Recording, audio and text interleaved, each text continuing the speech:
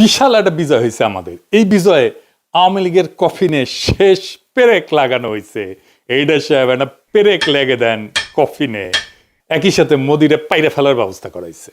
2024-এর 5ই August থেকে আজ পর্যন্ত আমরা গুমের পেছনে জড়িতদের বিচারের দাবিতে এক ভয়ঙ্কর শক্তির বিরুদ্ধে লড়াই করছি।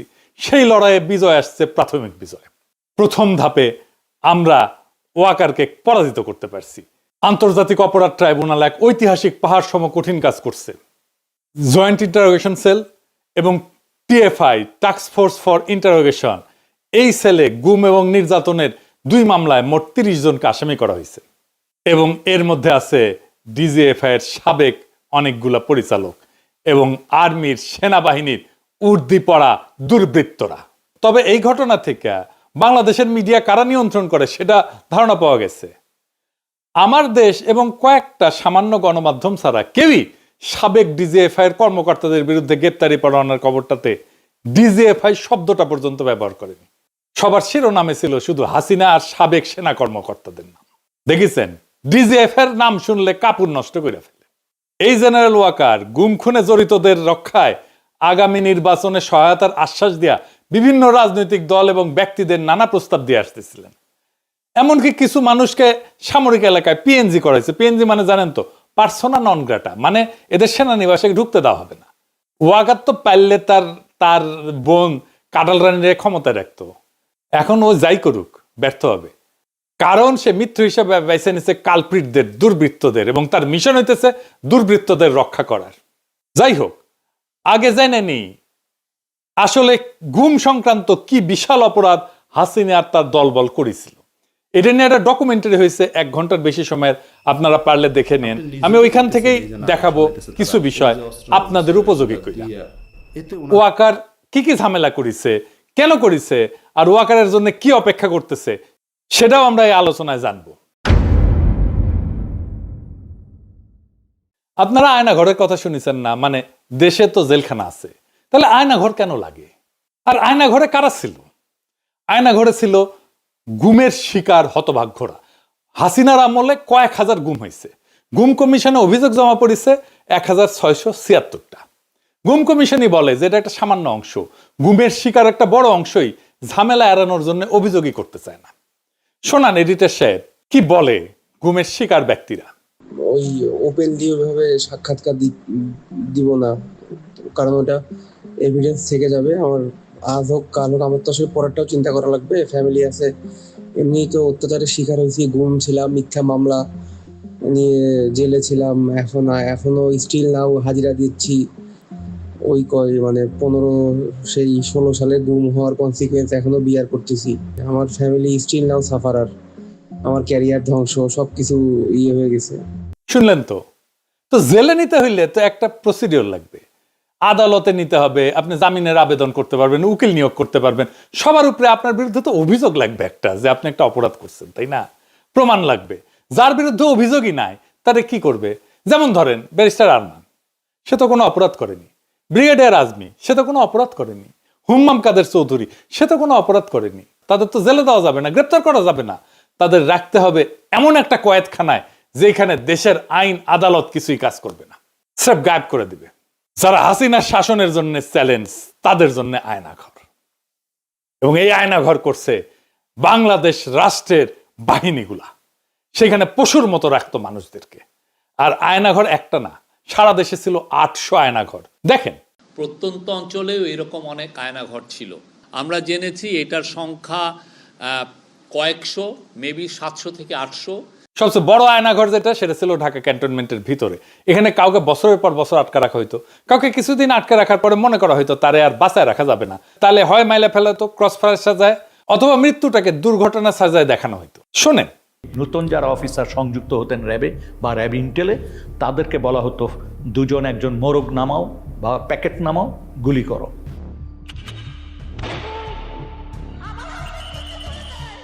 যখন ক্রসফায়ার বেশি সমস্যা হয়ে গেল আন্তর্জাতিকভাবে এবং জাতীয়ভাবে, যে এরা এটা নিতে পারতেছিল না আর এটা ক্রিটিসিজম, তখন ওরা বললো যে আরে আমরা বডি প্রডিউস করি কেন, নাই করে দিলি তো হয়, তাহলে তো কেউ বুঝবে না কি হয়েছে। তখন এইটাই মুভ করলো ওরা। এটা একটা ডিসিশন ছিল। হাত পা বেঁধে চলন্ত ট্রেনের নিচে ফেলাই দেওয়া হইতো, বা বাস ট্রাকের নিচে। চিন্তা করেন, এমন অনেক মৃতদেহ পাওয়া গেছে যাদের ট্রেনে কাটা পড়ছে, চেনা যায় না, অজ্ঞাত। দেখেন কি বিভৎস অবস্থা। এমন একজন বাইসা ফিরছে, গাড়ির নিচে ধাক্কা দিয়ে ফেলাই দিছিল, আল্লাহ বাঁচাই দিচ্ছেন। শোনেন তার মুখ থেকে। ওই আবদুল্লাহপুর আশুলিয়া রোড যেটা, সেখানে নিয়ে যায়। নিয়ে যাওয়ার পরে উনি অন্যদেরকে নেমে যেতে বলে। নামার পরে আমাকে যে কানে কানে বলতেছে, ভাইজান আমাকে ক্ষমা করে দিয়ে দেখেন, আপনাকে তো চলন্ত গাড়ির সামনে ফেলে দেওয়ার জন্য বলা হয়েছে। হঠাৎ করে মানে আমাকে ধাক্কা দেওয়া হলো এবং আমি খেয়াল করতেছিলাম যে গাড়ি শব্দ আসতেছে, তো আমি তো তখন ধরে নিয়েছি যে আমি শেষ, আমি পড়ে গেছি। পড়ে যাওয়ার পর মানে পড়ে যাওয়ার পরেও দেখতেছি যে আমি বেঁচে আছি। আমারে তুলে ধরে বলছে যে আপনি ভয় পাবেন না, আপনাকে তো আমরা রাস্তায় ফেলে দিয়েছি, কিন্তু গাড়িটা পাশ দিয়ে চলে গেছে। তাহলে আমি টের পাইছিলাম যে গাড়িটা যখন জোরে খুব রানিং এ আসতেছে, আবার যখন ফেলে দিবে ব্রেক শক্ত করে ধরে পাল দিয়ে টা করে শব্দ হয়, যেটা ঠিক সেই শব্দটাই আমার কানে আসছে। এইভাবে অজ্ঞাত ব্যক্তির লাশ পাওয়া যেত ট্রেনে কাটা পড়া। রেলে কাটা পড়লে হয় কি, দায়ী কিন্তু কাটা মানুষ, কাটা পড়া মানুষ। বাংলাদেশের আইনে কারো দোষ হয় না, সেজন্যই ট্রেনের নিচে ফেলাই দিত। কাউকে ইনজেকশন দিয়ে অজ্ঞান করে ট্রেনের নিচে ফেলাই দিত, গাড়ির নিচে ফেলাই দিত। কি অবস্থা চিন্তা করেন তো। যদি ডেড বডি পাওয়া যেত তাহলে তো বিপদ। তখন তাদের নদীর মাঝখানে নিয়ে গুলি করে পেট চিরা কোমরে সিমেন্টের বস্তা বেঁধে ডুবাই দেওয়া হইতো। জিয়াউল হাসান নিজের হাতে এরকম মানুষকে মারছে। শুনেন স্বীকারোক্তি। যখন যাওয়া শুরু হলো, আমরা ইয়েতে যাওয়ার পরে উনি ডেস্টিনেশনটা আগে থেকে বলেন না কোথায় যাবে, তো বলতে সাউথের দিকে যাবো। তো যাওয়ার পরে তারপরে বললো যে স্লো ডাউন। যখন স্লো ডাউন বললে তখনই বুঝি যে এখন প্রক্রিয়া শুরু হবে। যখন কলের ভিতর দিকে তাকে তুলে নিয়ে আসে, সিমেন্টের বস্তা কিন্তু বাইরে থাকে স্যার। কলের মুখটা খুলে একজন করে তুলতেছে স্যার, সিমেন্টের বস্তা দিয়ে সে বেঁধে ফেলতেছে, পাথর হচ্ছে হাঁটু বড় হয়েছে, হাঁটু বড় বড় হয়েছে। বেঁধে মায়ের কাছে সিমেন্টের বস্তাটা তাকে একদম কর্নারে রাখছে। সেকেন্ড মেন স্যার পিলোটা দেয় স্যার, পিলোটা দিয়ে দেখছে সব। তাদের পছন্দের জায়গাটা হলো মাথা স্যার, মানে মাথার এখানে বা এই পাশে বালিশ থেকে তারপরে একদম 6 রাউন্ড ফায়ার করে। 2 রাউন্ডটা ফায়ারের প্রয়োজনটা কখনো যদি কখনো তার মনে হয়েছে কারো হাত কেঁপে গেছে, তখন উনি বলতে সেকেন্ড শট। ঢাকায় সুন্দরবনের দস্যুদের কাছ থেকে উদ্ধার করে একটা ট্রলার ব্যবহার করা হইতো এই কাজে। এইটা সাহেব দেখান সেই স্বীকারোক্তি। দস্যুদের কাছ থেকে উদ্ধার করা ট্রলার, যেটা জেনারেল জিয়াউল হাসানের টিম এটা এনেছিল, এবং পরবর্তীতে আমরা জেনেছি যে জিয়াউল হাসানের প্রত্যক্ষ তত্ত্বাবধানে অনেক মানুষকে ওখানে নিয়ে যাওয়া হতো রাতের গভীর রাত্রে। এই জায়গাটা এবং বন্দিরা থাকতো বুঝছেন, এখানে এই ডেকের উপরে কোনো কোনো সময় তো ডেকের ভিতরে থাকে, এন্ড দেন অফিসাররা কারণ ডেকের ভিতরে না থাকলে দেখা গেলো মাঝে দেখে ফেলি, এরকম হয়। ওরা সবই এখানে বা কেউ এখানে থাকতো, এন্ড দেন এখানে এনে শুট করে এখান থেকে ফেলে দিবে। ওখান থেকে ফেলি পেট ফাটতেছে ওখানে কুইক অ্যাকশন। তার হচ্ছে গিয়ে এখানে যাওয়ার পরে এই যে মানুষটাকে শোয়ালেন, যাওয়ার পরে বাঁধার পরে তারপরে আপনার গুলি করে ফেলা দেওয়া হয়। এদিকে বাঁধার রশিটা রেডি থাকে, ওইদিকে সিমেন্টের বস্তার সাথে রশি বাঁধা রেডি, যেমন রশি বাঁধার থেকে সিমেন্টের বস্তা খুলে না যায়। তারপরে বাকি রশিটা এখন এটা কোমরের সাথে দিয়ে বাঁধা সবচেয়ে সহজ, that of any other places of the whole body. এখানে গুলি করে লোয়ার পোর্শন ধরে ফেলে দিল। কে ফেললো? জিয়া তো গুলি করলো, এখন জিয়েই ফেললো না সাথে আরো যে লোক ছিল তার কে ফেললো এটা আমার খেয়াল নাই। এখান থেকে করে ফেলে দিল। আবার কাউরে ইন্ডিয়া পাচার করা দেওয়া হইতো, যেমন সুখরঞ্জন বালিকে দেওয়া হয়েছিল, সালাউদ্দিন সাহেবকে দেওয়া হয়েছিল রাষ্ট্রীয়ভাবে। এইখানেই ধরা খাবে মোদি আর তার বাহিনী। এইসবের মধ্যে মূল ভূমিকা পালন করছে সেনাবাহিনীর কর্মকর্তারা। ওইখানে নিয়ে 2টা লোক আইছিল হুমড়াই করে, বললো তোরে পার করে দেব, তারপরে তুই ওই জায়গায় কতদিন থাকবি, আবার আমরা তো আবার ব্যাগ নিয়ে আসবো। ওরা আবার ওই দেশ থেকে কারা যেন আসছে স্যার, আপনার ওদের ইন্ডিয়ানরা আসছে, ওরা 2জনকে দিল, আমরা 2জনকে দিলাম। মানে ওরা 2জন বন্দিকে দিল, আপনাদের বন্দি 2জনকে ওদেরকে দিয়ে দিল, যাদেরকে হ্যান্ড ওভার করলো ওদেরকে নিয়ে আবার কি করলেন? ওদেরকে নিয়ে স্যার রাস্তায় 2জনকে স্যার ক্রস ফায়ার দিয়ে ফেলাই দিয়ে আসছে। দুর্বৃত্ত কর্মকর্তারা শুধু একটা প্রমোশন, কিছু টাকা পয়সা কিছু ক্ষমতা, এটার লোভে এইভাবে খুনি হয়ে উঠছিল তারা। তাদের সৈনিক বৃত্তিকে তারা জলাঞ্জলি দিছিল। তারা সৈনিক ছিল না, তারা এখনো সৈনিক না। সেনাবাহিনী এদেরকে পালতে পারে না। আজকে ওয়াকার বলে সেনাবাহিনীর মরাল নষ্ট হবে। ও তো সেনাই না, ওই তো সৈনিকই না। মরাল কিসের নষ্ট হবে? ওরা রাখলেই তো সেনাবাহিনীর মরাল নষ্ট হবে। ঢাকার আয়নাঘর ছিল ডিজিএফ এর আন্ডারে, ক্যান্টনমেন্টের মধ্যে। র্যাবের সেনা কর্মকর্তারা এই গুম আর খুনের কাজগুলো করছে। এদের বিরুদ্ধে গ্রেপ্তারি পরোয়ানা জারি করা হয়েছে, সকল প্রমাণ জোগাড় কইরাই মামলা করা হয়েছে। এইটায় ওয়াকারের পুচ্ছে আগুন ধরে গেছে এখন। কেন? কারণ ওয়াকার জানে এইভাবে ধরতে ধরতে ধরতে ধরতে ধরতে তার ফাঁসি কা ফান্ডা আসতেছে। ওর গলা তো ফাঁসির ধরি ধরবে। সে নিজেও তো 2024 জুলাই আগস্টে ছাত্র জনতার বিক্ষোভের বিরুদ্ধে সেনা নামাইছিল। তারা গুলিও করছে, মানুষও মারছে। এর দায় তো ওয়াকারের। সৈনিক আর জুনিয়র অফিসাররা গুলি চালাইতে অস্বীকার করার জন্যই ওয়াকার তার আপারে বাঁচাইতে পারে নাই। এতে ওয়াকারের বিন্দু মাত্র কোনো ক্রেডিট নাই। এই ওয়াকার আয়না ঘরের সব এভিডেন্স নষ্ট করে ফেলছে। এভিডেন্স নষ্ট করা আর একটা অপরাধ। ক্যান্টনমেন্টের এলাকার মধ্যে যদি এভিডেন্স নষ্ট করা হয় আয়না ঘরে, কার সেটা দায়িত্বে পড়ে? তার জিম্মায় থাকা জেনারেল মুজিব পালাই যেতে দিচ্ছে। তারা গ্রেপ্তার করা হয়েছিল, রাখা হয়েছে ক্যান্টনমেন্টে, পালায় গেছে। কার দায় তাহলে? এই মুজিবের নামে ওয়ারেন্ট বাড়াইছে, এখন আশ্রয় দিছে পুলিশ আর আওয়ামী লীগের নেতা কর্মীদের ক্যান্টনমেন্ট গুলোতে। তাদের পালাইতে সাহায্য করছে। আরাফাতকে তো পালাইতে সাহায্য করছে ওয়াকার। আরাফাত ধরা পড়েছিল, নিউজ বাড়াইছিল, কেমনে পলাইলো? তারপরে আয়নাঘর ভিজিট করতে দিবে না ওয়াকার প্রফেসর ইউনুসকে, বাধ্য হইয়া দিছে। এই যে জেনারেল আকবর, যার নামে আজকে ওয়ারেন্ট বাড়িয়েছে, সে গুম কমিশনে স্বীকার করছে, সাক্ষ্য দিছে, তাকেও পালাইয়া যাইতে দেওয়া হয়েছে। দেখান এডিটর সাহেব তার সাক্ষ্য দেখান। এই প্রসেসের পিকে প্রাইম মিনিস্টার্স অফিস, অনেক সময় ওনার পক্ষ থেকে ডিফেন্স অ্যাডভাইজার ছিল, তো উনিও মাঝে মাঝে ইন্টারফেয়ার করতেন, কথা বলতেন, আদেশ নির্দেশও দিতেন। So out of the way I went to PM and requested হার যে সালাউদ্দিন কাদের চৌধুরীর ফাঁসি হয়ে গেছে, তার ছেলেটাকে এটা করা হয়েছে, এটা খুব এটা দেখা উচিত, আমাদের ফ্যামিলিটা খুব broken and his relatives have request. আমি নিজে প্রিয়ামকে বলেছি, আমার সাথে মানে আমি 2বার ওনাকে বলেছি, এটা আমার নিশ্চিত মনে আছে। এবং ছেড়ে দিব না, ছেড়ে দিব না, মানে আমি দেখি কি করা যায়। অ্যাডভাইজারকে তুমি বলছো, আমি বলছি। এবং ওনার কি ক্ষমতা ছিল তখন ওটাকে সমাধান করার? অর্থাৎ ধরেন উনি চাইলে কেউ বের করে দিতে পারতো? পিএম চাইলে হবে না, মানে এটা উনি যা চাইবে তাই হবে। এইটাই তো প্রথম গ্রেপ্তারি পরোয়ানা না, এর আগেও গ্রেপ্তারি পরোয়ানা হয়েছে সেনা অফিসারদের বিরুদ্ধে। কাউরে গ্রেপ্তার করতে দেয় নাই ওয়াকার। সে বলে এতে সেনাবাহিনীর মরাল নষ্ট হবে। যুক্তির মায়েরে বাপ। নিজেরা নিজেদের সৈনিক বৃত্তিকে কলঙ্কিত করছে, নিজেকে নিছক একজন ঠান্ডা মাথার খুনি বানাইছে, তাতে মরাল নষ্ট হয় না। ক্যান্টনমেন্টের মধ্যে আয়না ঘর বানায় রাখলে মরাল নষ্ট হয় না। মোটা আজিজকে শেখ হাসিনার বডিগার্ডের ভাই কোটায় আর মোটা ওয়াকারকে জামাই কোটায় সেনা প্রধান বানাইলে মরাল নষ্ট হয় না। বিডিআরে 57 সেনা অফিসারকে ইন্ডিয়া খুন করাইলে মরাল নষ্ট হয় না। কয়েক মাইল দূর থেকে বিডিআর হেডকোয়ার্টারে কাউকে রক্ষা করার হিম্মত দেখাইতে না পারলে মরাল নষ্ট হয় না। ব্রিগেডিয়ার আজমিকে আয়না ঘরে আটকায় রাখলে মরাল নষ্ট হয় না। আর তারে যে বছরের পর বছর যেই সৈনিকেরা পাহারা দিছে, তারা দেখে নাই একজন নিরাপরাধ চৌকস উচ্চ পদস্থ সেনা অফিসারকে বিনা আইনে এইভাবে বন্দি করে রাখা হয়েছে, তাদের মরাল নষ্ট হয় নাই? তারা কথা বলে নাই এটা নিয়ে তার পরিবারের সাথে, তার বন্ধু বান্ধবদের সাথে, তার কলিগদের সাথে? নারায়ণগঞ্জে কন্ট্রাক্ট কিলিং করে 7 জনকে মাইরা শীতলক্ষায় ভাসায় দেওয়া মরাল নষ্ট হয় নাই সেনাবাহিনীর? আবদার ধরিছে মার্শাল ল কোর্টে বিচার করতে হবে। কেন জানেন?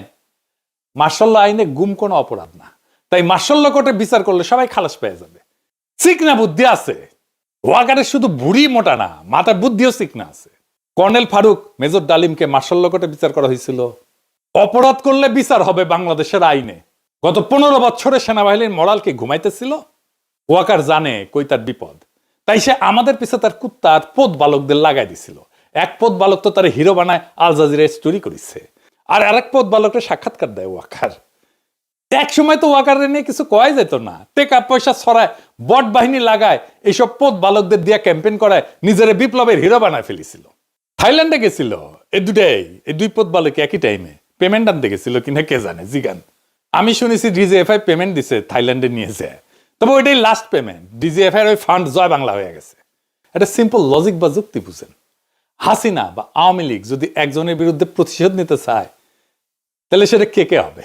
তালিকা করলে আমার নাম তো 1 থেকে 5 নম্বরের মধ্যে থাকবে। হাসিনা নিজে আমার নাম কইছে না, একবার না 2বার কইছে। সে আমার মাইরা ফেলাইতে বলছে, তার বক্তব্যে বলছে না শ্বশুর বাড়ি পাঠায় দিতে।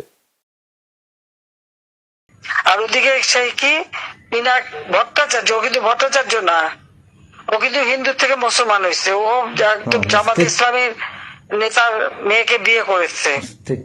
ও এখন ও ভট্টাচার্য লেখে কিভাবে? ও তো ধর্মান্তর হয়ে গেছে।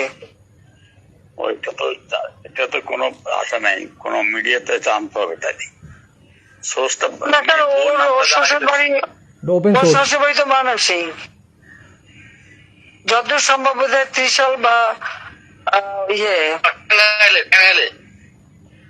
টাঙ্গাইলে না,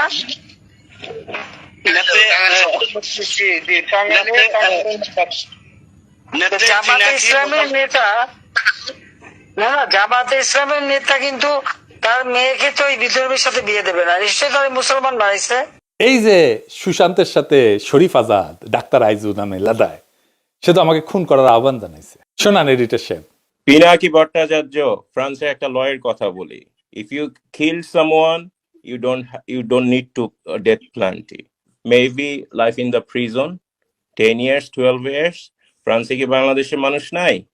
পিনাকির মতন একটা কুকুর এই ধরনের কাজ করে যাবে আর বাংলাদেশের মানুষ এখানে বসে আছে?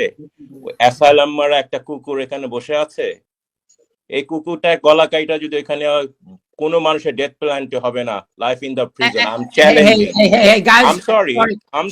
শুনিছেন? আচ্ছা এডিটর সাহেব আবার শোনান তো, হাসিনা আমাকে নিয়ে কি কইছে 2বার, এটা শোনান। আমরা সব জানি এবং আমরা যত কিছু করার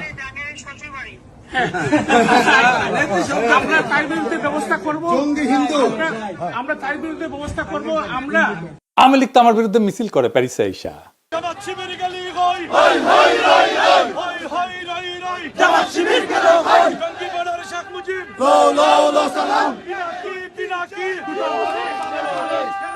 ইন্ডিয়ানরা আমার পছন্দ করে, আমার বিরুদ্ধে তো ইন্ডিয়ানরা পর্যন্ত কন্টেন্ট বানায় গালাগালি করে আমার পোস্টে এসে। দেখেন তো, নাস্তিক যেগুলো আছে সব কয়টা তো আমার গেলায়, তাই না? বাম যেগুলো আছে সেগুলো তো আমার গেলায়, তাই না? তো তাইলে বাম, ইন্ডিয়া, আওয়ামী লীগ, হাসিনা, নাস্তিক, এই যে গ্র্যান্ড একটা অ্যালায়েন্স, এইগুলো তো আমার শত্রু ঘোষণা করছে। তার মানে আমি গ্রেটার আওয়ামী ইন্ডিয়া যে শক্তি, তার বিরুদ্ধে দাঁড়ায় ফাইট করি। আমার চাইতে বড় অ্যান্টি আওয়ামী আর ভারতীয় আগ্রাসন বিরোধী ভয়েস কয়টা আছে? সারা দুনিয়ায় ভারতীয় পণ্য বয়কট আন্দোলন করেছি, সাকসেসফুল আন্দোলন করেছি। তার মানে আমার পিছে যারা লাগে তাদের ফুয়েল কই থেকে আসে এটা বুঝেন এবার। সব কয়টা ইন্ডিয়ান লেসপেন্সার, এদের মিশন আমারে থামায় দেওয়া, পারে নাই, হ্যাঁ পারবেও না ইনশাল্লাহ। কারো রাজনীতিটা পরিষ্কার থাকলে তারে থামানো যায় না, এটা তো সহজ কাজ না। যাই হোক, এই ওয়াকার আওয়ামী লীগরে মাঠে নামাইছে, তো সেনাবাহিনী একটা আওয়ামী লীগরে ধরছে, এটাও ধরে নাই। আওয়ামী লীগের মিছিলের পাশ দিয়ে আর্মির গাড়ি যায়, ভিডিও আছে। সেনাবাহিনী প্রেস কনফারেন্স করে, সেখানে হাসিনার গোয়াচাটা সাংবাদিকরা প্রশ্ন করে, বিদেশ থেকে ইউটিউবাররা সেনাবাহিনীর বিরুদ্ধে বিষোদ্গার করে, আপনারা কি করতেছেন? আমি বলে দিই উত্তরে, সাংবাদিকের বাচ্চা বালটা করবে আমাদের। আর সেনা অফিসার যে উত্তর দেয়, গাইগিকেরা উত্তর দেয়, আপনারে কইতেছি এইসব প্রশ্নের বালসালের উত্তর দেবেন না। ওই সাংবাদিক তো কখনো প্রশ্ন করলো না হার্পিক মজুমদার যে অস্ত্র হাতে যুদ্ধ করার কথা কইলো রাষ্ট্রের বিরুদ্ধে, এই ব্যাপারে সেনাবাহিনীর মতামত কি? জানেন না এই হার্পিক যে অস্ত্র ধরে যুদ্ধের কথা বলছে, একবার না একাধিকবার বলছে। আজ শোনেন একটা। আমি আবারও আপনাকে বলি যে সশস্ত্র সংগ্রাম, গেরিলা প্রস্তুতি, এগুলো আমাদের জন্য জরুরি এবং সেটা আমাদেরকে ভাবা শুরু করা উচিত। আমি মনে করি বাংলাদেশ আওয়ামী লীগের এসব পুতু রাজনীতি করার সুযোগ নাই। আমরা দেখব যদি ভালোই ভালোই কাজ হয় হবে, কিন্তু দেশ যদি এইভাবে পাকিস্তানের দিকে চলে যেতে থাকে, সশস্ত্র সংগ্রাম এবং আমাদেরকে এই গেরিলা সংগ্রাম বা আরেকটা মুক্তিযুদ্ধ ছাড়া আমাদের কোনো রাস্তা নাই। আমার কথা স্পষ্ট, কোনো রাগঢাক নাই এবং অস্ত্র হাতে যুদ্ধ ছাড়া আমি অন্তত পক্ষে কোনো উপায় দেখি না, এবং সেটা আমরা করব। কইছেন এটা নিয়ে সাংঘাতিক হাসিনার গোয়াচাটা সাংঘাতিক। ওয়াকারের এখন একটাই চিন্তা, যেন বিচারের মুখোমুখি হইতে না হয়। তো ফাইনালি ওয়াকার কি করছে সেটা দেখি।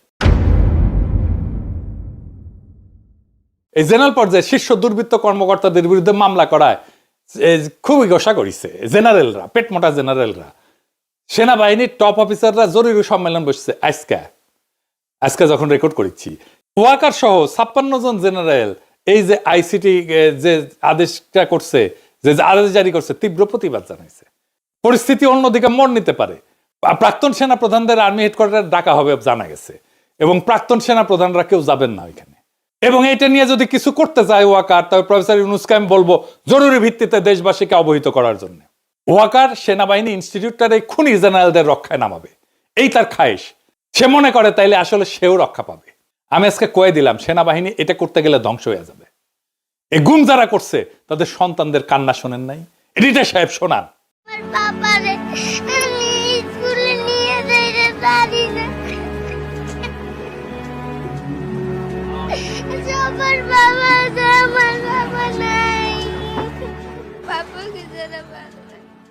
আর একটা শোনান।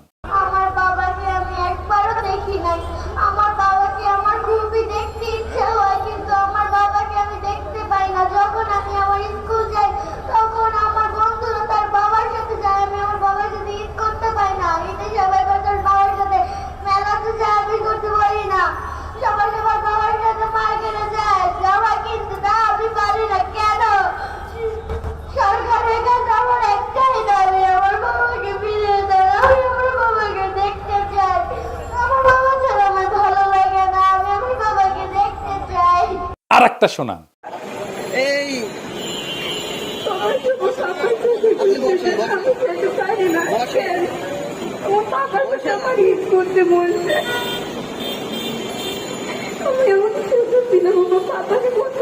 গুমের শিকার সেই হতভাগ্য পরিবারদের অসহায় এতিম সন্তানদের শপথ, সব কয়টারে ফাঁসিতে ঝুলানো হবে, কাউকে ছাড়া হবে না। এই ভয়ানক আওয়ামী লীগ সংগঠনের সাথে যারা আছে তাদের একটাকেও ছাড়া হবে না। এই কান্নার কাফারা আমরা আদায় করে ছাড়বো একদিন না একদিন। ইনকিলাব জিন্দাবাদ।